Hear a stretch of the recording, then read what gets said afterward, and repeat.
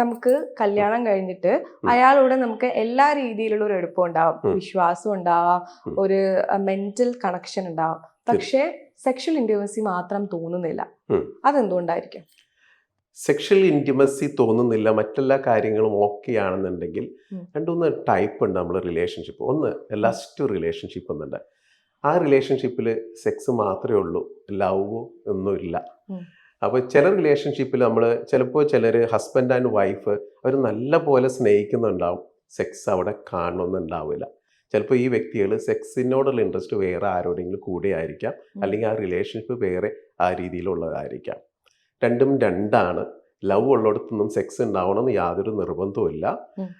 Sex എന്ന് പറഞ്ഞാൽ ഒരു ബയോളജിക്കലാണ്. ഞാൻ നേരത്തെ പറഞ്ഞ പോലെ ലവ് എന്ന് പറഞ്ഞാൽ നമ്മുടെ നെസസറി ആണ്. അപ്പോൾ ലവ് അതൊരു ഇൻറ്റിമസി ആയിട്ട് മാറണമെന്നുണ്ടെങ്കിൽ രണ്ടും കൂടി കൂടുന്നതിനെയാണ് നമ്മളൊരു കംപ്ലീറ്റ് സെക്ഷൽ ലൈഫ് എന്ന് പറയുന്നത്. പക്ഷെ പുരുഷനിലും സ്ത്രീയിലും രണ്ടും വേറെ വേറെയാണ് ഈ സെക്ഷൽ തോട്ട്സും ഫാൻറ്റസീസും ഇമോഷൻസും എല്ലാം സംഭവിക്കുന്നത്. ഒരു പുരുഷനെ സംബന്ധിച്ച് ലവ് വേണമെന്ന് യാതൊരു നിർബന്ധവുമില്ല സെക്സിന് ഇത് കിട്ടാനായിട്ട്. കാരണം അവൻ ഫിസിക്കലാണ്. ഒരു ഫിസിക്കൽ ടച്ചോ ഒരു സ്മെല്ലോ എന്തെങ്കിലും ഒരു സെൻസേഷനോ ഇറ്റ്സ് ഇനഫ് അതിന്. പക്ഷെ സ്ത്രീയെ സംബന്ധിച്ച് അധികം പേർക്കും അവർക്ക് ഫസ്റ്റ് ലവ് വേണം, അതിലൂടെ ശേഷമാണ് സെക്സിലേക്ക് വരുന്നത്. പുരുഷന് നേരെ ഓപ്പോസിറ്റ്. ഇതില്ലെങ്കിലും സെക്ഷൽ ആ ഒരു ഇതിലേക്ക് എത്താൻ സാധിക്കും എന്നുള്ളതാണ് ഇതിൻ്റെ വാസ്തവം.